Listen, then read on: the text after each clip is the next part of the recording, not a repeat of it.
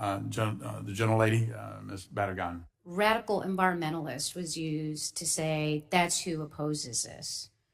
As my colleague from New York pointed out, the United Steelworkers oppose H.R. 1155, and the last time I checked, the United Steelworkers were not radical environmentalists. And I want to quote from their letter on behalf of 850,000 members of the United Steel, Paper and Forestry, Rubber, Manufacturing, Energy, Allied Industry, and Service Workers International Union.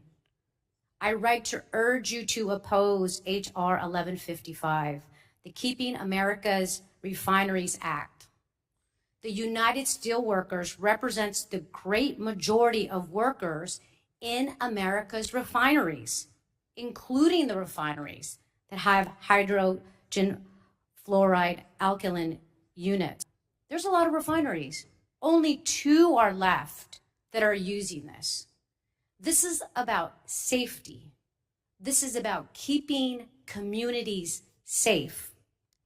So we can listen to all the rhetoric and all of the terms that are used to paint folks with broad strokes, but it's not fair to the United Steelworkers, and it's not fair to the men and the women who put their lives on the line every day in these refineries to do that. Instead, we should support efforts to minimize the risk of chemical accidents. We need to take actions to make our communities safer, not more vulnerable to chemical disasters. It's also offensive, I think, to the United Steelworkers to say there's probably not a single actual worker who believes this after having this letter submitted. So I think it's a little offensive, and I myself going to apologize to the United Steelworkers for comments that insinuate that this letter is false. And it's just offensive, first of all. So that's one of the broad strokes I was mentioning. The other one is, if California has been able to do it, other places can do it. And people care about their health care. People care about their health. So to suggest that if somebody has a job in an industry, all they care about is the job but not their health, I think is also disingenuous.